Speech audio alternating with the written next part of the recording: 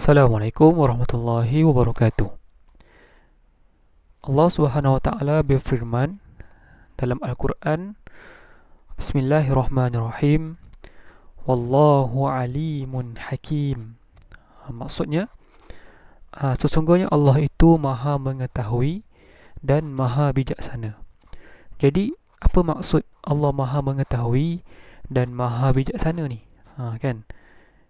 Maha mengetahui ni maksudnya Allah tahu apa yang telah berlaku dan apa yang akan berlaku, dan Allah juga tahu perkara yang sebesar-besar perkara sehinggalah sekecil-kecil perkara, sehingga kan apa yang ada di dalam hati kita pun Allah tahu.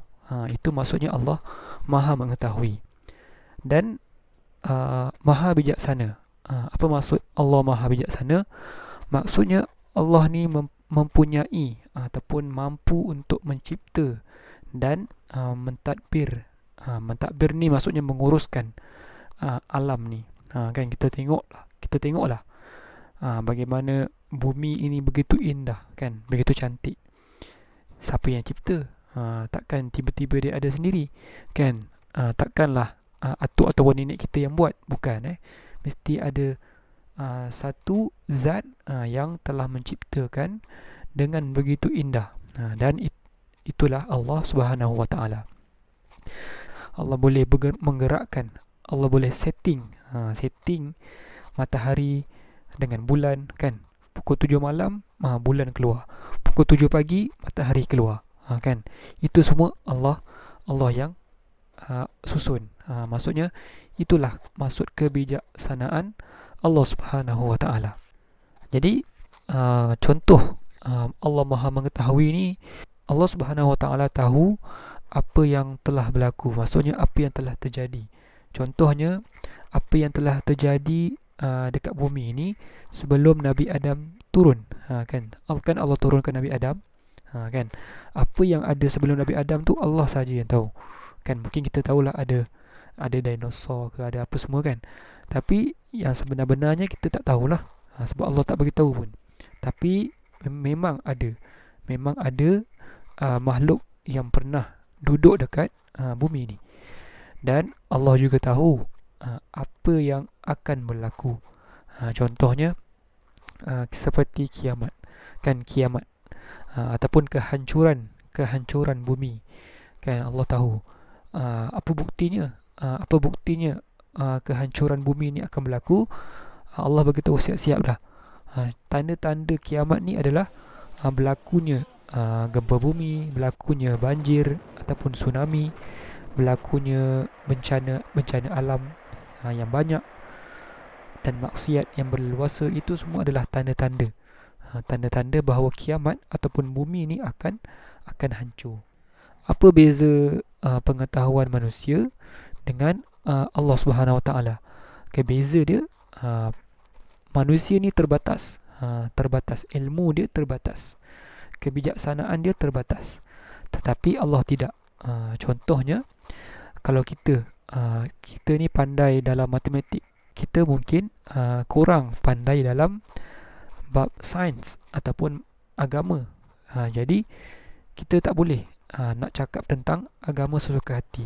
Kita kena tanya orang yang pandai agama. Kita belajar agama, tapi kita tidak belajar pun tentang perubatan ataupun tentang doktor. Tiba-tiba kita nak cakap pasal vaksin, pandai-pandai, kan, lebih daripada doktor. Itu tidak boleh. Tak boleh. Sebab apa? Sebab manusia ni terbatas. Jadi kita kena hormat orang lain. Sebab Allah ni dia bagi-bagi ilmu dia. Contohnya, kau pandai matematik, kau pandai agama, kau pandai sains. Contoh, Allah bagi-bagi sama rata. Supaya apa? Supaya kita ni bekerjasama. Sebab apa? Manusia ni Allah tahu otak dia ni kecil, tak mampu nak pandai semua benda. Dan kita kena terima benda tu. Berbeza dengan Allah Subhanahu Wa Taala, kita lihatlah bagaimana bumi ni begitu tersusun, kan. Siang dan malamnya, matahari dan bulannya cantik, lautan yang indah, kan, gunung ganang ni yang hijau dan kuat. Semua itu adalah kebijaksanaan dan kehebatan Allah Subhanahu wa taala. Baik, kita ni semua orang, okey, semua orang ada impian ataupun cita-cita, kan.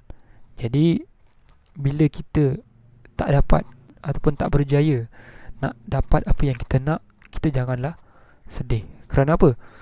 Kerana Allah tu lebih tahu. Allah tu lebih tahu apa yang lebih baik untuk kita.